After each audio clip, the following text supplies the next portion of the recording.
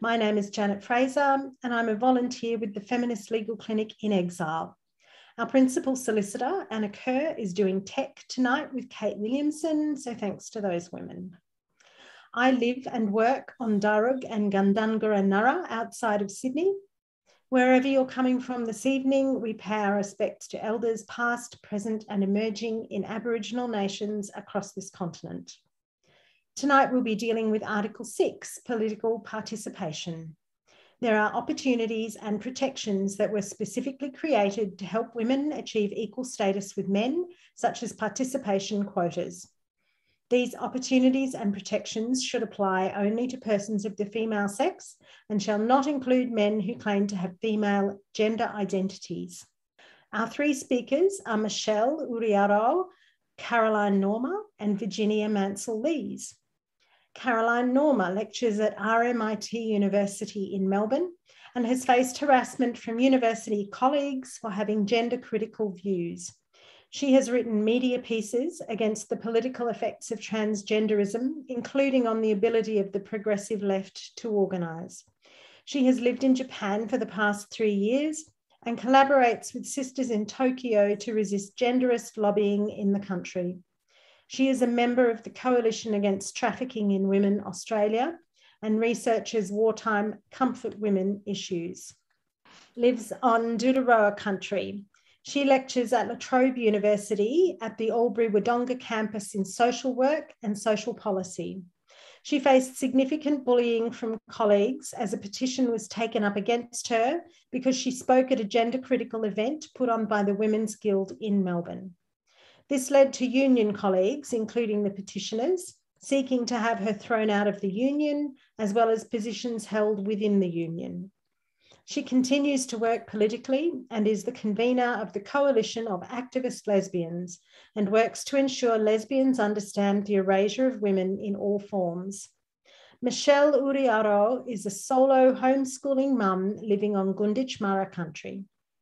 Born and bred in Napier, New Zealand, Michelle has been living in Australia now for almost 28 years.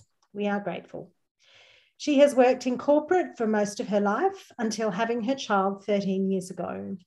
Michelle is a founding member of ManaWāhineKōrero and Women's Action Group Southwest Victoria. Her introduction to the gender identity movement happened while studying a uni course on Aboriginal Australia 4 years ago. Wholly unenthusiastic about the idea of the gender-bred person resource material before her, Michelle decided to educate herself on this foreign ideology. As a result, Michelle is very pleased to be speaking tonight. So I will start with you, Virginia. Virginia, would you like to introduce yourself a bit further and give us some details of your involvement in advocating for women's sex-based rights? As you know, my name is Virginia. I live in Beechworth in North East Victoria, so a very small town, and have been living in this town for about 22 years. I think my activism goes back many years, and much of my activism was about rights for women when I lived certainly in remote areas of Queensland where really basic rights were always deemed to be something different or extra. Rather than actually being the rights that everyone needed to enjoy. When I look back on those times, I think what I learnt from being an activist in those times was that the work is never done. There's always something else that we need to actually understand and think about. I grew up, I think, a lot politically, emotionally, and became a feminist. And I think that is what sustains me today, to know that I have a feminist analysis of what's going on, and I'm not actually going to be then just really pigeonholed into being old or a lesbian or whatever anyone likes to claim, that I can have an analysis of what happens. But that didn't come easily. That came as a result of a lot of the work that I did. I lived and worked in Mount Isa, which was, you know, sort of like the end of the road type town, vibrant in some ways, but a huge amount of violence and certainly very negative opinion of women, probably 7 men per 1 woman. So, you know, there were all of those kind of elements that didn't necessarily make it that easy to be a woman in that environment. I think that at that time, what it did was it allowed us to talk about feminism, to learn about it, and to then actually try to put that into our daily lives and the ways in which we were activists. We did lots of things at that time to really try and ensure that women had opportunities. Some of those things were successful, others not. I was very involved in the abortion movement at that time because, of course, abortion was illegal in Queensland. So women would have to actually go from remote areas to Tweed Heads. So it was just over the border and, you know, really supporting women to do that. At the same time, there were often opportunities that would just present themselves. I'm a networker, so I talk to everybody. And so you would find someone and think about what they were doing and think, I can perhaps ask for them to do something. And, you know, what I found at that time was there was an enormous amount of optimism that change was possible. I don't see that so much today. So in 76, when the Four Corners program on homosexuality was run and beamed across Australia, there are lots of things. I went to that and I made the YouTube video, and was probably a really big turning point for the town because all of a sudden people had to talk about sexuality, which they hadn't really had to do before. We had some very funny interludes, but what it did was we'd always had a LGBTI group, and it was kind of had fits and starts. We would run things and sometimes a lot of people would come, sometimes they didn't. But what that program did was it kind of legitimised that you could talk about sexuality or could talk about sex and you could talk about all of the elements that went with that. We hadn't had that opportunity prior to that time. And I think that was a really big kind of push. We managed to get a whole range of other aspects of living life in a mining town, which was very kind of masculinist, and really to start to try and have things be different in the ways in which we dealt with each other. We ended up being able to get a women's refuge operational, you know, a whole things that were happening in other places and had happened many years before were really kind of groundbreaking and new at that time. And then I moved from Mount Isa to Townsville to do my undergrad degree at James Cook, and was, you know, a large campus with a small number of students. And I was really fortunate to be able to continue my feminist activism with being there. And so I guess I've, in some sense, when I look back in those early days, I had opportunities presented themselves because the women that I was around were always looking for something else, you know, what else can we do? And I think that sense of optimism and hope was really high. So that's been an important part of my life, and I'll talk more about the other sorts of questions. But I think, though, that time really sustained me and actually gave me ideas and things that I still think about and do today to be able to actually put forward what women's sex-based rights mean, because when you talk about that, sometimes people kind of glaze over or go, oh my God, what's she talking about? Or they just have that blank, I have no idea what you're actually talking about. And I think you have to have that kind of ability to be able to pedal fast, because sometimes when you're trying to talk to someone that you think does actually understand, they're looking at you in total kind of stunned, I have no idea where you're coming from. So I think I've had to do that. This is where I'm coming from speech a gazillion times. I probably will continue to do that. I've actually got it down quite well now, I think. And I'm not surprised when that happens. But yes, I think that those early sort of parts of my life in learning about feminism and becoming a feminist and living my feminism, that has actually sort of stood me in good stead over many, many years. What made you first realise transgenderism is a threat to women's rights? I had worked a lot across many different organisations with people who are now called trans. Before that was really a title that people took on. What I saw happen gradually over time, and then all of a sudden seemed to really kind of have this avalanche, was a change in language. And the language that was really being put up was so negative, but it was also really personalised. And so because I wouldn't, bow to a lot of that, I was not seen as a real woman.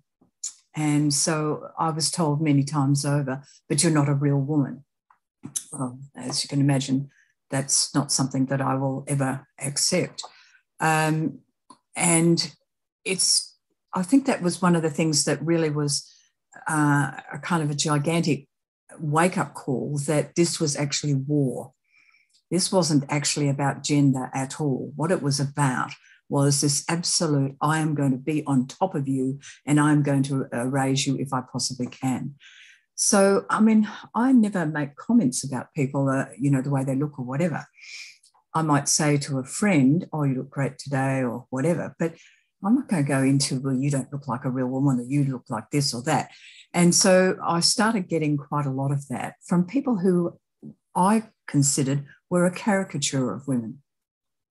There's someone who's got more paint on their face and had all sorts of things, added, subtracted, whatever. And whilst I would never to that person's face say, I think you look like a caricature of a woman, they felt that they had every right to say whatever they wanted to say to me. So I think what happened with that is that I started to really think a lot about how I was going to be able to respond to those things, because I can't let that go past. If I don't make some comment to that, then I'm actually saying it's okay for you to speak to me in that way. Many of the organisations that I was involved in, particularly in the union, and certainly to some extent in the ALP, I had people who were just making the most outrageously stupid comments. So, of course, I'd say, well, no, that's not quite how the world is. This is how I see it.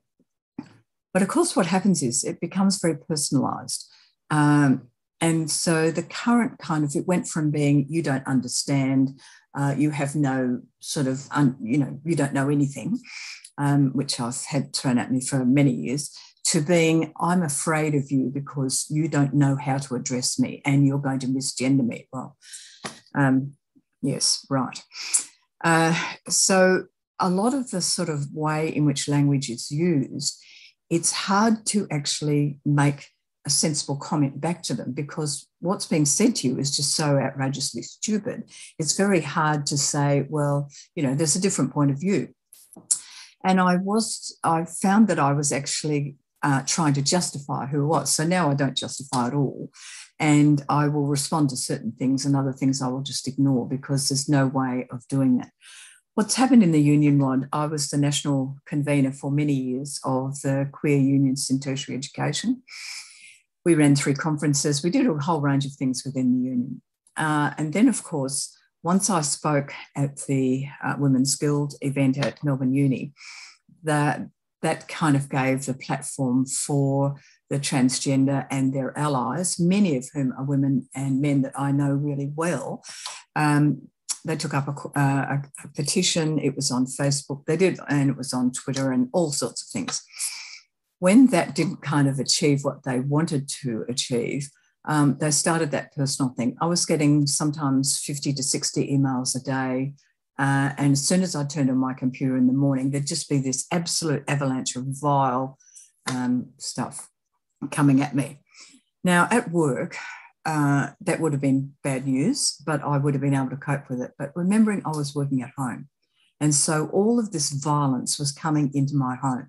One night when things had, I had had probably 7 or 8 days of really concerted stuff happening, my partner just said, I'm going to throw your computer through the window, because we don't act violently towards each other.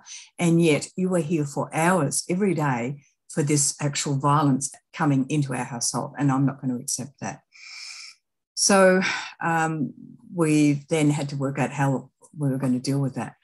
One of the things that happened out of all of that, particularly from a union perspective, and I'll talk about it in a bit more detail in further questions, was that I found that people were happy to be an ally if they could just say that to me privately, but they couldn't be an ally if they were actually going to be noticed or if anyone was going to know. So a woman who'd been on our branch committee some years ago was an IT whiz. And she said to me, send me the petition. I'm going to email every one of those people and I want to know who they are and why they signed the petition. So we had a lot of discussion about whether that should happen. Anyway, I had looked through the petition. I'd seen a whole range of people. So people that I knew quite well, I actually emailed and said, what are you doing? Most of them then said, oh, someone asked me to sign it, so I just signed it. I didn't read it, which is kind of a real cop-out. And others just said, I don't want to talk about it. I don't want to end up in the same situation as you. And I said, but you were happy to sign something, even though you don't actually agree with it. At the same time, I got hundreds of emails from people I have never met who said, we understand what's going on. We don't agree. We want you to know that we support you and we think that the way in which this petition is happening is absolutely ridiculous. My way of actually dealing with that was to then not stand for any of those positions. So I wasn't voted out. I just didn't stand. I didn't re-nominate. What's happened, of course, is that Court has ground to a halt because no one wants to be involved. The trans people who are involved are just eating each other and, you know, have no real respect for what's possible. The union operates, and this weekend coming will be their National Council, where the work of the union for the following year is actually decided upon by members. And so they put in a motion, which we all put up motions for a National Council, which was the most despicable motion I think I've seen in a long time, using words like TERF, cis, you know, really. Anyway, I was on the national executive of the union and I just said, if you put that up, if you do not amend that, this is to the senior leaders, you will actually lose most of the female membership because people will not accept this. So they said, well, what should we do? I said, you have to talk to them. It has to come down because you put that up, then it will be open warfare. If you think it's warfare now, it'll be so much more than that. So I suppose that's actually made me, really galvanised me in lots of ways because we have, I live in a small town, we have some transgender people here and I talk to them, etc.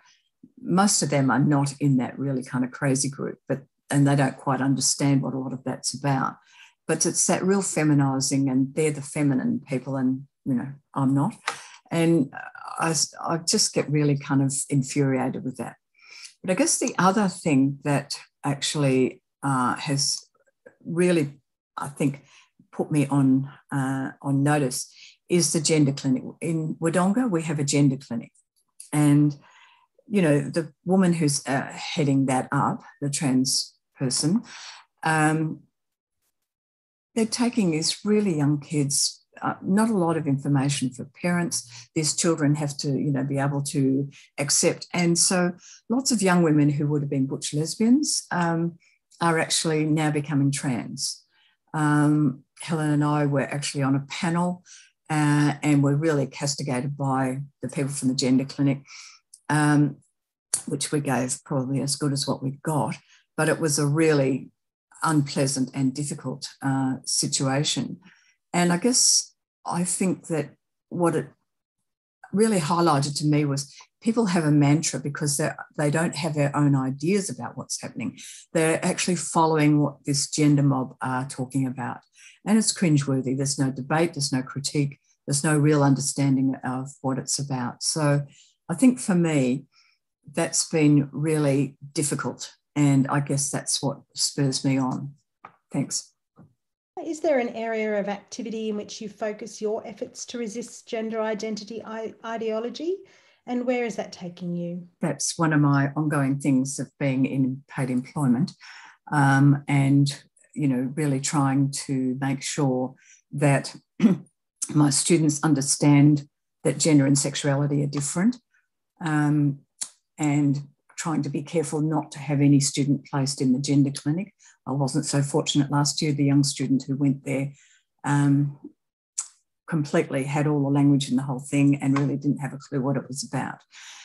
So I think being able to speak up in that sense and having that platform with students is really an important part. Also, I'm convener of Coalition of Activist Lesbians, of which Lavender was convener for many, many years.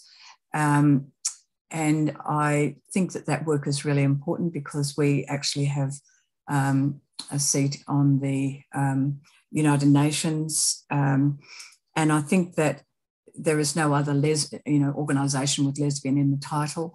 I think that's a really important one. We're putting quite a lot of effort into that and really trying to make sure that we're able to have a voice. Sometimes that's more successful than others. But I think also we have had a bit of a burst of energy, some new people to the committee. We have a website. So we're hopeful that by having a website that we will then start to attract other women who want to actually talk about the issues and want to, really kind of think about what all of the aspects of gender identity look like and how that's actually been used against us. So I think those things are always important. Talking to people in town where I live, I think that's also having that physical visibility where, people sometimes ask questions, sometimes talk about their children because they're worried about what their kids are wanting to be, and just always offering that sort of opposing view that you don't have to be a trans. I think that when I talked about the use of language, with some of the gender ideologues, I'm seen as having been bisexual. I think I've been bisexual in my life. I started life out as being heterosexual. I didn't know anything else. And I certainly was married to a man for a number of years. I've been married to a woman, if you kind of think about things in those terms, for 32 years. So I think I actually know who I am. It's not something I'm going to grow out of, much to my mother's disappointment. But I think always being able to have that conversation and talking about what happens. My work with Cole is absolutely core, because I feel what it does is that it nourishes me, because I work in a university where gender is all around me and all of the nonsense. Lots of people who will have private conversations with me won't do anything publicly, won't join with you to do things because they're too afraid that they would then be identified. That has, a whole range of things that happen and take up a lot of your energy, but I think that's where the majority of my energy is actually being focused, so that lesbians are actually able to meet as a group and be able to still survive in society. Can you tell us a bit about the opposition you've met and how it's impacting you? I've had opposition from many different fronts, and I don't tend to, at the end of last year, I was pretty much on my knees with the level of violence towards me, but I got over that, and I guess I'm not putting myself in the same situation in that I've sort of stood aside from things I've picked up to do some other sort of work that I'm interested in. But I think opposition has also changed. Whereas when I was much younger, when I lived in Mount Isa and Townsville and, other sorts of areas, the discrimination against women and certainly against lesbians was much more overt, but in a more kind of polite sort of way. Well, we don't talk about that here, or we don't have people like you. What has happened over time, of course, is that has become now people feel like they can actually, make a formal complaint about you. So I'm not surprised at people who don't stand up. I mean, if everyone stood up, we would have a very different outcome. But sometimes the level of personalising of what is really a relatively minor issue becomes really major. Students often do that. People around you do that, and it would be easy to just kind of fade into the background, but that's not the way in which I operate. Some days are hard, some days are harder, and I guess I've had to accept that my academic career is what I make it, not what the Academy makes it. I think I'm probably one of the long-term members. I think I've been 26 years on the top of level B. And of course, I'm not discriminated against. I work on and have done over many years, work on regional campuses because I like living in a regional area. But that has its own set of, things against you. So I think if you speak out and you actually do things, there's always going to be a cost to that. And I'm just of the view, I'm going to do the things that I feel like I can make some impact with. I'm not necessarily going to, the people that I work with, say in coal, etc., we have different ideas, but we're able to work well together.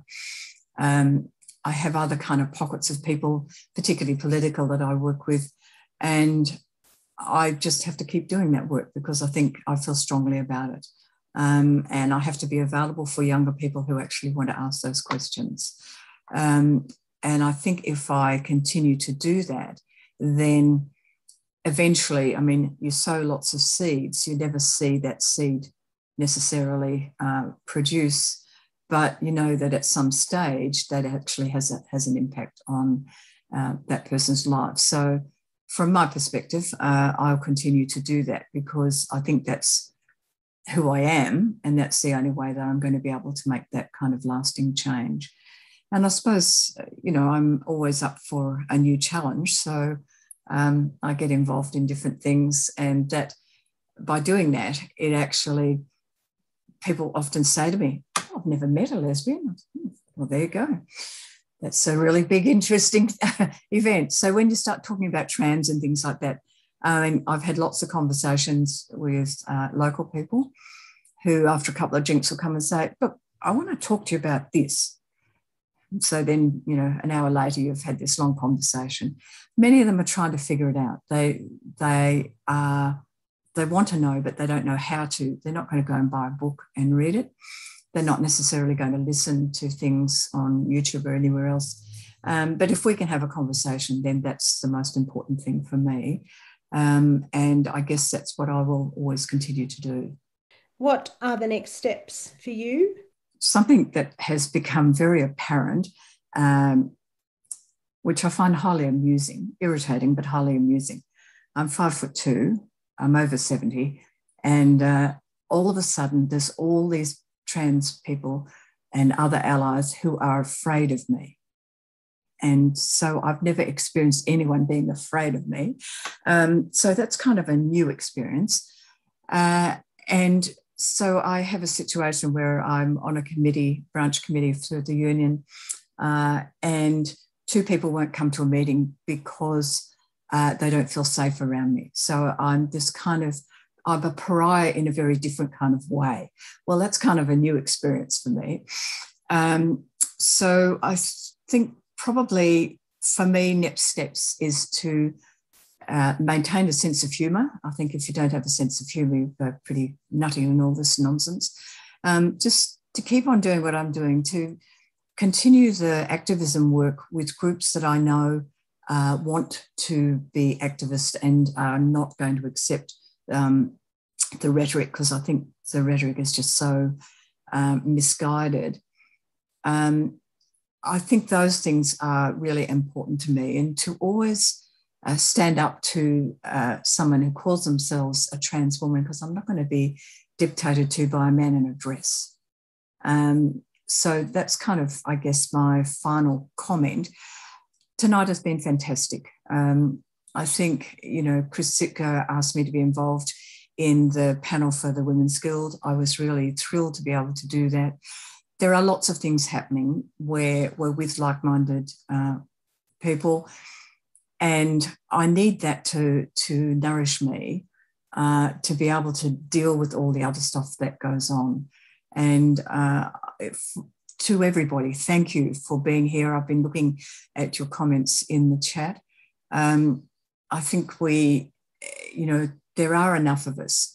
I don't think you have to have really large numbers to be able to make change. You have to be dogged. and just gather those people around you that are going to continue with whatever the work is. And I think we're probably reaching a point where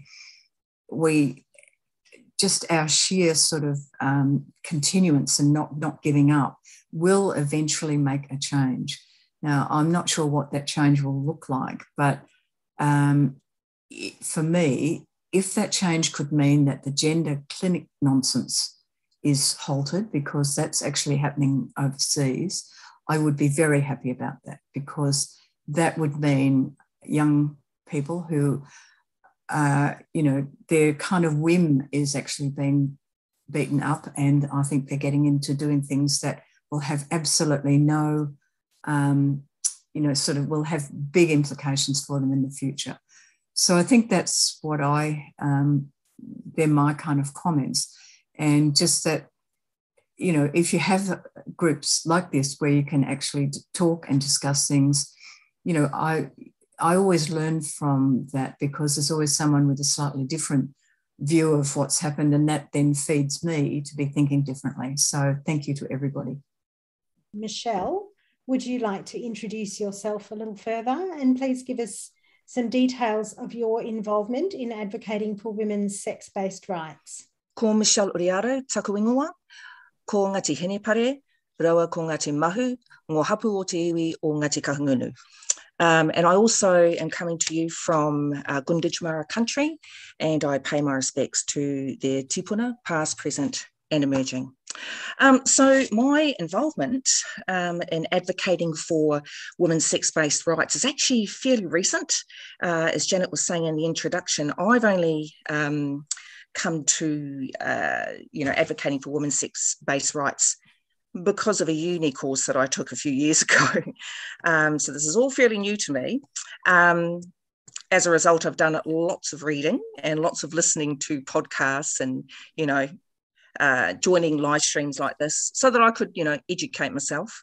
But I started in earnest in 2019 with the creation of Women's Action Group Southwest Victoria with my co-founders Lisa Owen and Sonia Stoneman.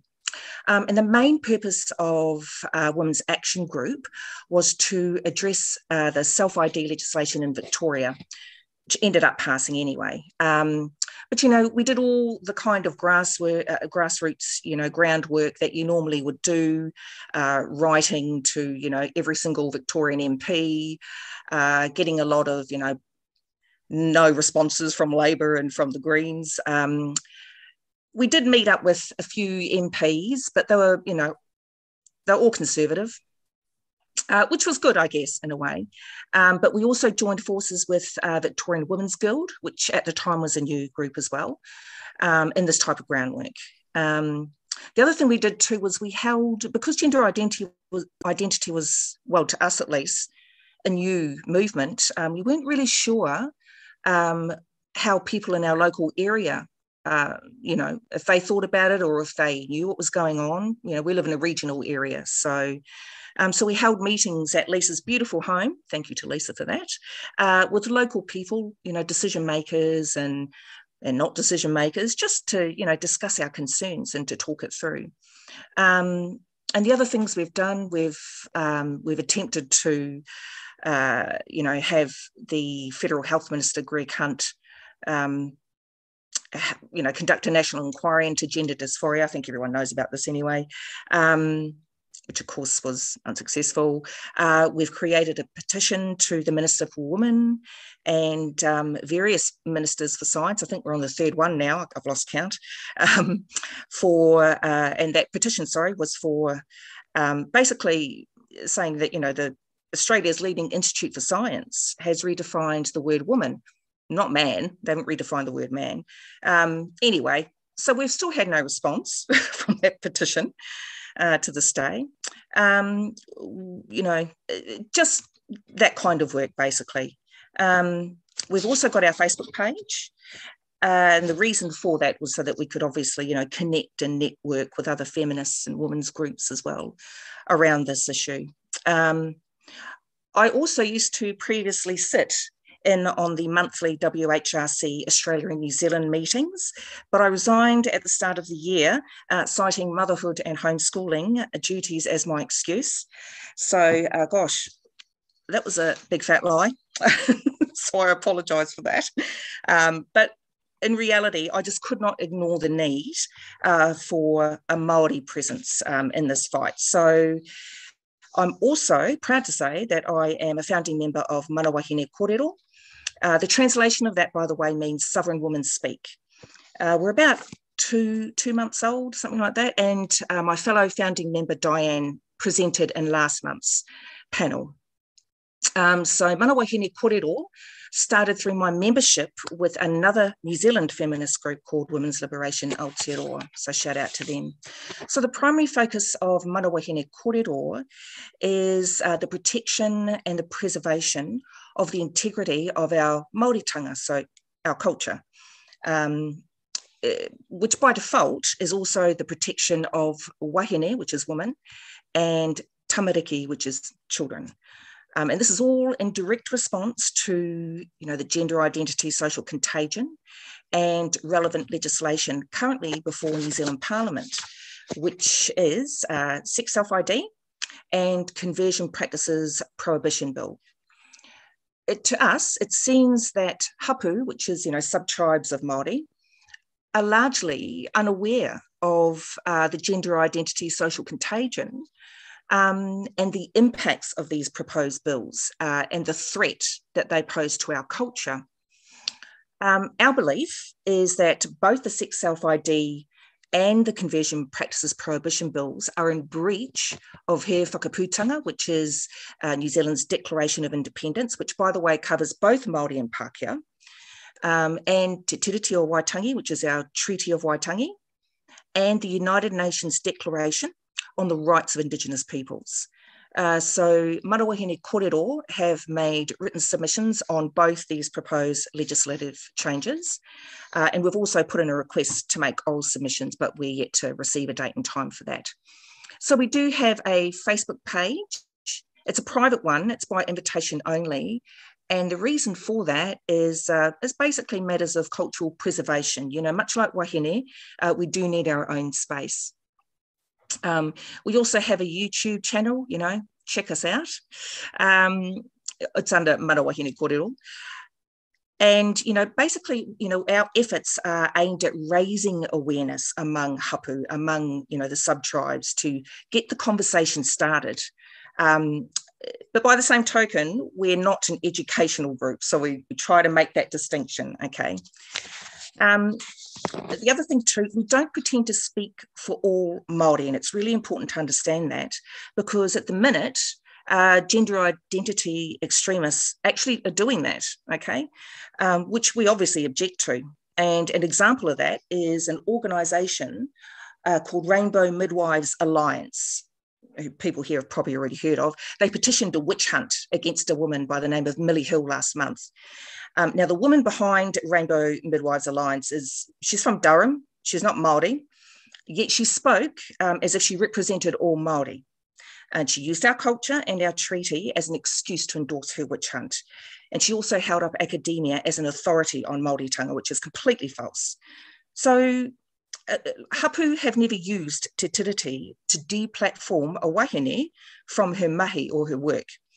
It's a flippant and fraudulent use of te tiriti o Waitangi.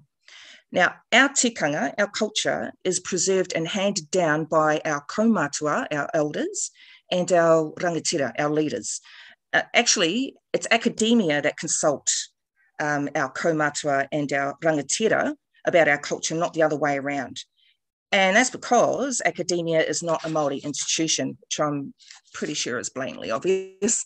Anyway, in closing, we just want to make it clear that, we don't have any word native to te reo, to our language, that translates to the words gender or transgender.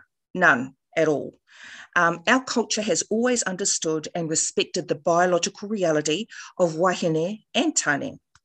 In Te Ao Māori, there is a synergy between wahine and land, and that without one or the other or both, man cannot survive. In other words, he wahine, he whenua kaura te tangata.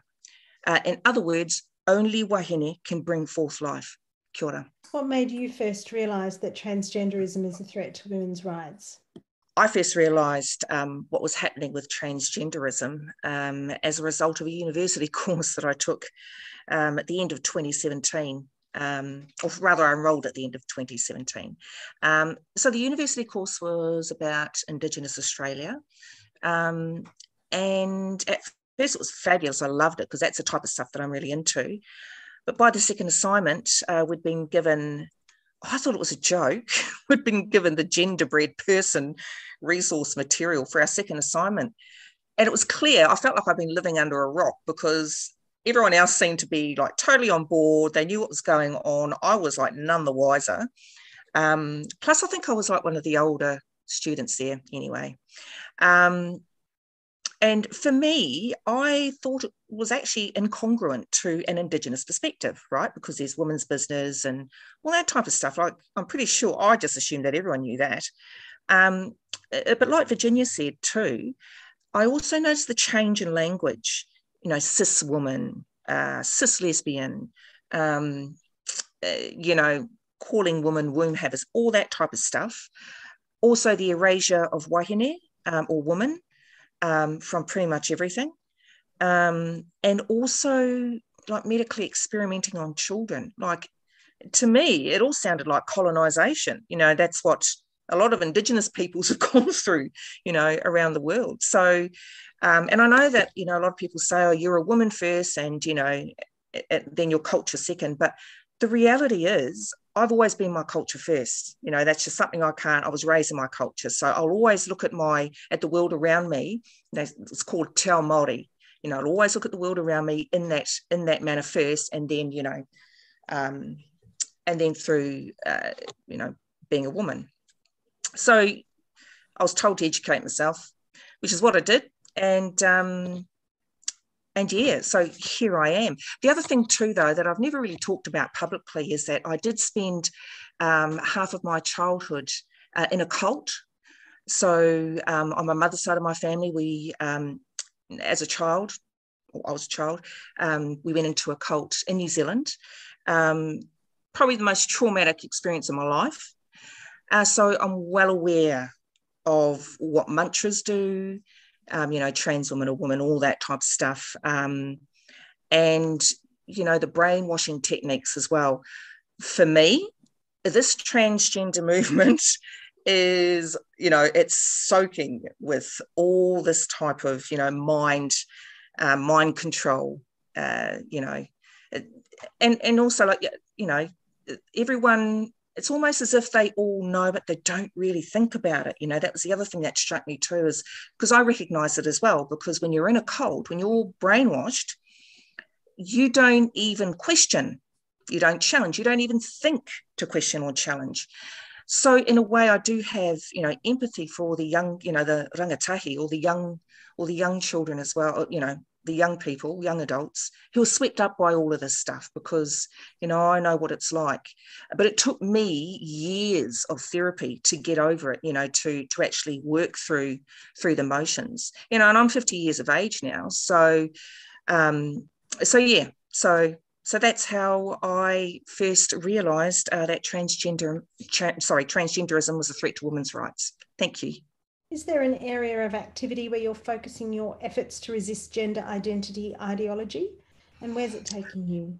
At the minute, there is an area, and I'm currently focusing my efforts with ManaWāhineKōrero, and that's purely because at the minute those bills that I spoke about earlier are currently before New Zealand Parliament, and also to trying to encourage hapu, sub-tribes to talk about this gender identity ideology.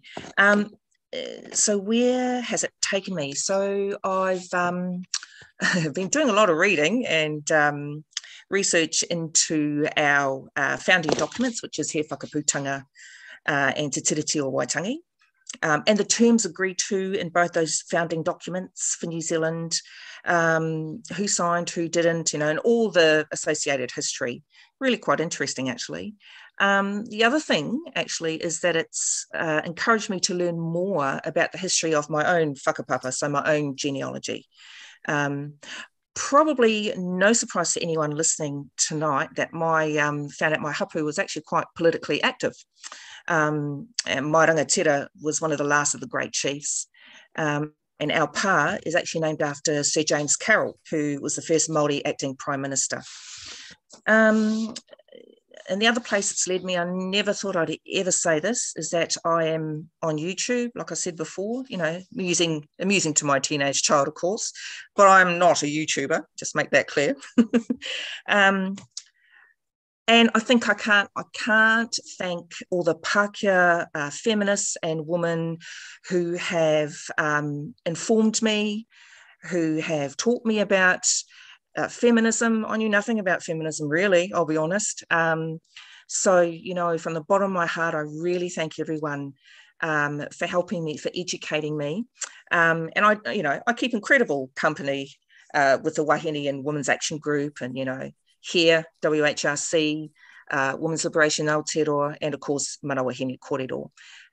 So, yeah. Can you tell us a little about the opposition you've met and how this is impacting on you personally? So far, all opposition that I'm aware of, by the way, probably a lot going on behind my back. I don't know. But what I'm aware of, it's mostly been fringe. So, people that really aren't an important part or a large part of my life. And I'd say that's because I'm a homeschooling parent. So my lifestyle is very, localised, if that makes sense, to around what my child and I do on a day-to-day basis.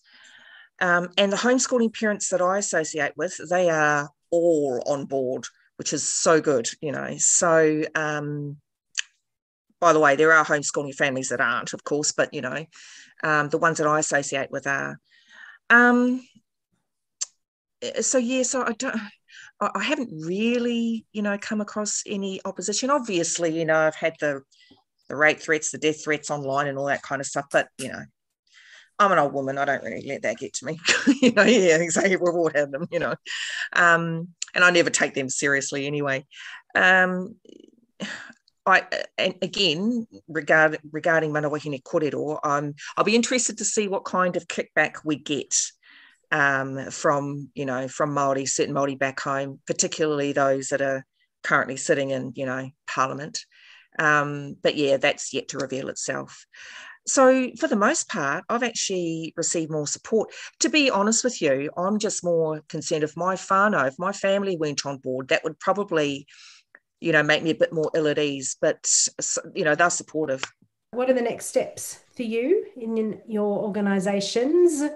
And do you have any suggestions for the Women's Human Rights Campaign or for attendees?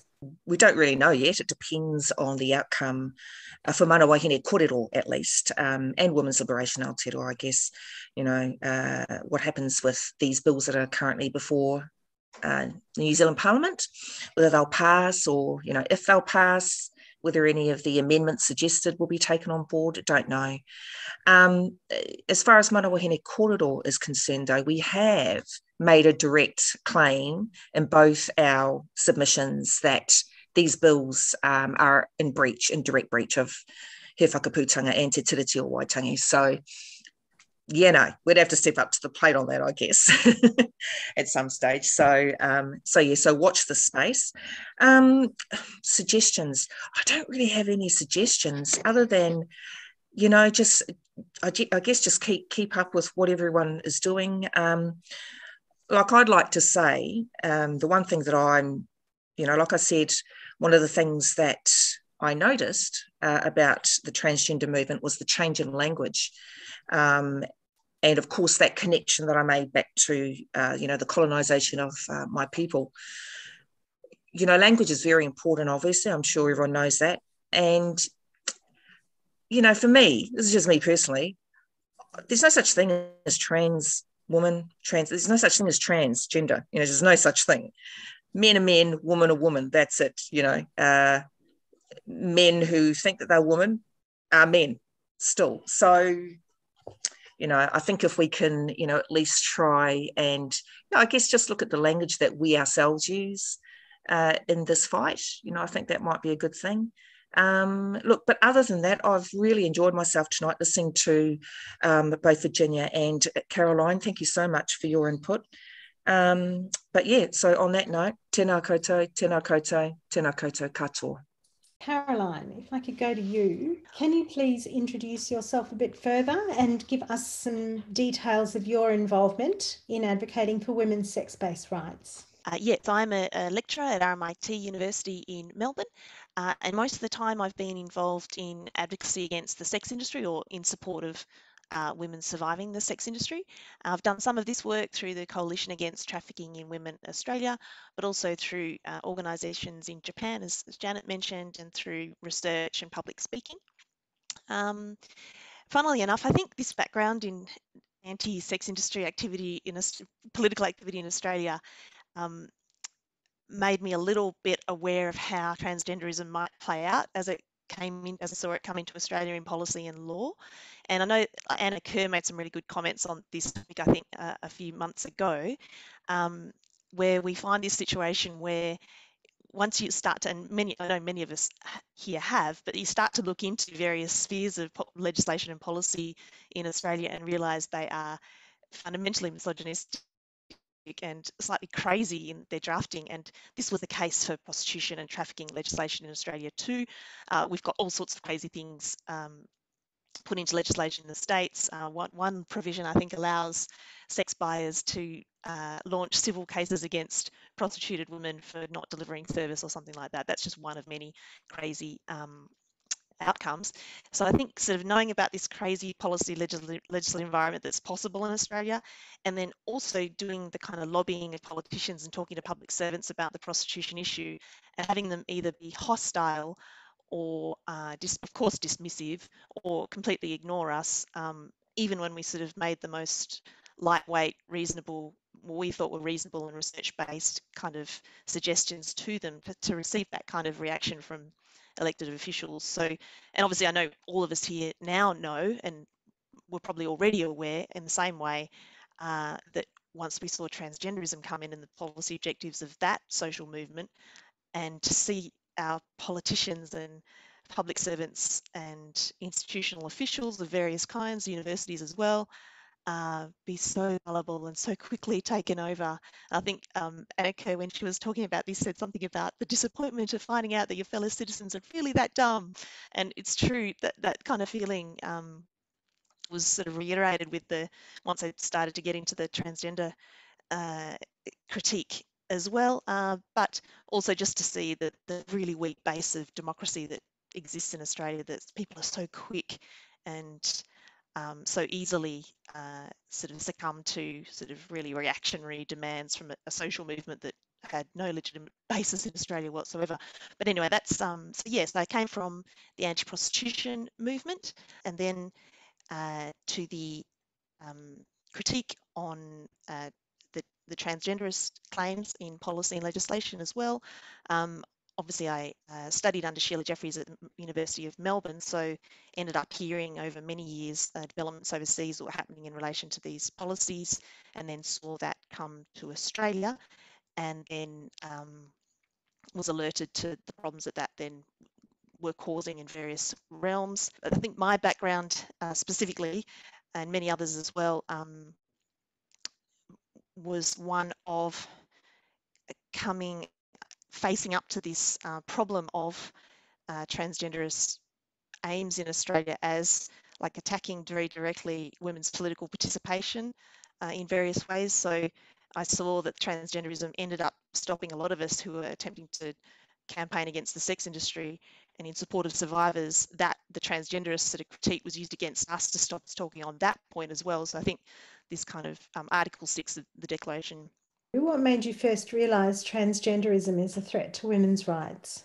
I was on the board of a prostitution outreach organisation when a discussion arose about so-called a trans woman wanting to attend a camp away that we'd organised through the organisation for survivors, sort of 2 and 3 nights, I think it was. And so I kind of naively went ahead and, you know, poo-pooed that idea. And then the rest of the board members, and it was a reasonably large board, all women, instantly clamped down on that and took the opposing view that it was quite fine. And I don't think they even ended up putting in any safeguards at all. So it's fine to have opinions overridden on boards. Of course, it happens all the time. But I think it was, yeah, yet again, this thing that Annika referred to a while ago about being shocked at the reaction of people, particularly on this board, given that it was an anti-prostitution organisation, that I had different expectations of them, that we were in no position to wanting to be sucking up to men or indulging men's, you know, preferences, but nonetheless, they instantly saw no reason to object to that, even though the women that he would be with were, you know, some of the most vulnerable women on earth. Yeah, so that was one sort of incident that I remember quite in my mind. And then there's a few women participating today, thanks to Chris Sitka and Lavender, but there's many, many others as well that talked to me over many years while I was in Melbourne, and particularly when I was in my 20s, about what happened with Sappho's Party in South Australia and Lesbian Space in Sydney. I wasn't part of any of those initiatives, but yeah, women like Chris Sitka were really kind and patient over many years in telling, you know, talking to me and other women my generation about what happened with those. And so I think I was alerted quite early on, thanks to, you know, older sisters telling me about the kinds of problems that trans activists had been waging, particularly against lesbians from the 1990s. And then, yeah, as I mentioned, I was a PhD student under Sheila Jeffries, and so I got to hear about overseas developments in transgenderism, which happened earlier than Australia, as we all know. And I think, yeah, we were lucky to have Sheila Jeffries in Melbourne building a base of sort of feminists against both prostitution and transgenderism. We ended up, in Victoria at least, being completely unsuccessful on both fronts as it stands at the moment. But nonetheless, yeah, I think maybe in Melbourne we've got a bit of a stronger base of activists perhaps still in relation to those two issues. So we just have to be on the standby and watching and waiting for any yeah, change in the political winds where we can, you know, start to bring forth, you know, our political viewpoint. But yeah, at the moment, it's still sort of history starting out with this issue and continuing to the current day. It's still on the same trajectory because we haven't made any particular gains, I don't think, yet anyway. But thanks, yeah. Is there an area of activity in which you focus your efforts to resist gender identity ideology, and where's that taking you? In Japan, so these last couple of years, yeah, I've obviously been working with individuals and groups here, not just through internet circles, but also in real life to a limited extent at least. Yeah, and it's quite amazing in Japan. So as far as I could see, there didn't really exist radical feminist ideas that circulated in any concrete form amongst groups of feminists in Japan. Of course, there was feminism, but I didn't get any sense over you've been coming to Japan for 20 years, that radical feminism kind of really did exist at any great extent. But now that transgenderism's sort of been brought down by the imperialist bloody Western NGOs into the country, and also because of social media and seeing sort of their sisters abroad report things that are happening in their countries, yeah, there seems to be just an explosion of sort of quite proper radical feminism, at least online, which has sort of been a huge shock. But it's ended up being a pool that's, yeah, these groups and these women, mainly it's sisters working on the ground in Japan, that have been able to tap into to start to build yeah, groups. And finally, we've got an NGO now, just the last week, that's actually formed in a concrete sense on the ground. And there's a couple of women in that are actually using their real names and showing their faces, which is a very big deal in Japan. So that's a huge achievement. I think a year and a half ago, I was asked by a gender committee of the Japan Communist Party to brief them on the transgender issue, which was kind of a funny invitation to receive. Obviously, the Japan Communist Party attracts very small percentages of electoral support, but they tend to be a sort of a standard bearer for the kinds of issues that the Japanese left will pursue overall. They sort of occupy the high ground. Yeah, so I was able to do that. I mean, why would they invite a foreigner? Who cares? I think that was only because at that stage, at least a year and a half or a little bit longer ago, there were still no sort of Japanese feminists on the ground showing their faces and using their names.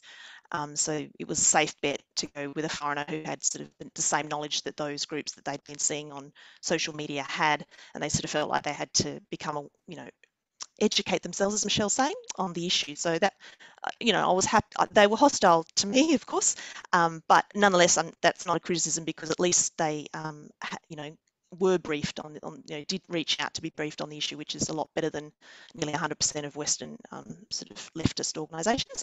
So that was great. At the moment, it's attempting to liaise with local feminists, sort of general, everyday feminists on the ground, but probably just because, obviously I'm in academia, and so academia, particularly in East Asian countries, of course, has a big influence over the population, and so there's, of course, TRA academics that have come out in Japan really strongly here, and much less so gender critical academics, but being kind of the odd foreigner in Tokyo that's kind of involved in this issue, I think I've become a bit of a clearinghouse type person, where these sort of academics who are thinking of maybe, taking some sort of small stand, and good on them, it's a hard society to do that in, tend to sort of come to me to get connected with either the local groups that are organising, or with other academics who might be aligned in some way. So yeah, I think inadvertently I'm doing stuff, but it's definitely sisters on the ground here that are doing, really taking the charge. So that's great. Can you tell us a bit about the opposition you've met and how that's impacted on you personally? The usual members of the members of the public, and in fact, academics in Japan ring RMIT to try and lodge a complaint about my very existence.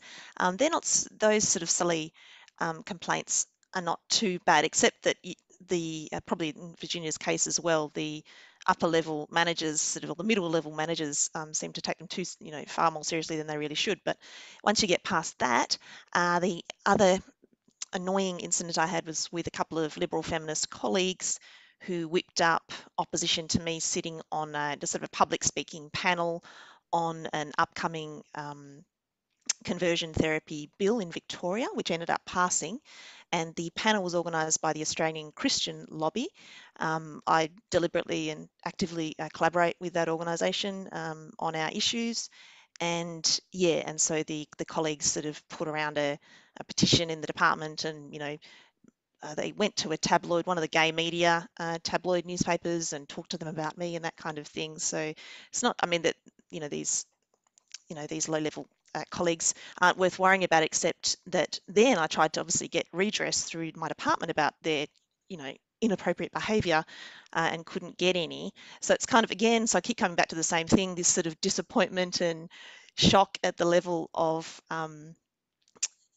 inability in Australia to follow any type of institutional standards, about speech and democracy and freedom and all those kind of things. So the people appear to have, been completely ignorant about, discrimination on the basis of political beliefs as being, an anti-liberal type value. if they hold on to liberal values, many of us, hold on to radical values, but they're the ones holding on to liberal values, and they don't even, know what they are, let alone have the ability to follow them. But anyway, that's my rant against that little incident that happened. Nothing like Virginia's experience, though. And then, as I mentioned before, getting cancelled when I'm due to speak or to hold conferences on the prostitution issue and the sexual exploitation issue. We had a conference kind of sort of invaded or sort of interrupted by activists that was wholly and solely about sexual exploitation, but a lot of the rhetoric that was used in order to justify that interruption was the transgender stuff. So many women here I know have already experienced it, where they sort of they attempt to shut you down on other radical goals and political campaigning on the basis of this supposedly higher moral ground of calling us transphobes and things like that. And then just one other incident that happened was in 2015. I managed to get onto the ABC, the Australian Broadcasting Corporation's website, effectively just a blog piece, but it was an opinion piece on transgenderism. That was back in 2015. And then I think I went back to the same editor maybe 2 or 3 years later, just to have had another small piece. These are really incidental, tiny kind of corner of the internet type blog pieces, but went back to the editor to ask whether they wanted this second piece about a different issue, something that had come up topically in the media, to comment on. And he point blank said that the ABC was not accepting any pieces with our viewpoint on that issue. He was apologetic about it. It wasn't coming from him. But that was pretty shocking. That's Australia's national broadcaster telling someone, member of the public, that they're not broadcasting our opinion. And yeah, as I know sisters here, more than know that, like, the betrayal that we've experienced in Australia, and I know New Zealand has as well, with the media, all media outlets, and the academia. I hope one day we have a national reckoning over these things, because they have really let down women and children, and hope one day they'll be held responsible. But yeah, that was my experience. Thanks, Janet. What are the next steps for you? I have a family member who happens to be right in the field in Australia of child and youth psychiatry. And she tells me that parents are fully bullied when they come into hospitals, when their children have been, taken in for whatever, sort of taken in with mental health issues, or, somehow gotten a connection with the hospitals. And apparently, yeah, any objection raised by parents in any respect whatsoever, they don't want to use the new names that the children have decided upon or something like that. Apparently hospital staff are treating them absolutely terribly. I suppose, and looking, and this is way outside of my field, but just looking at, little bits and pieces that have come through from America as well, that it seems to be that there's some resistance sort of rising up through mothers and through parents in the schools.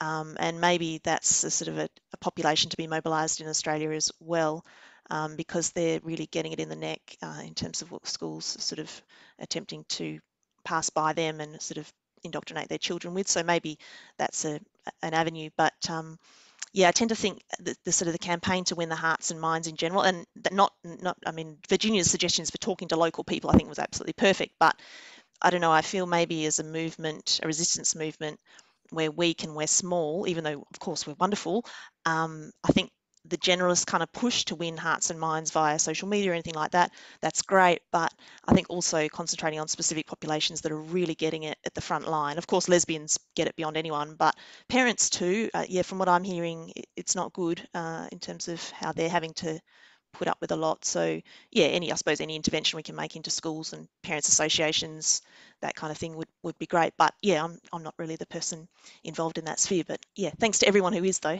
Thanks a lot.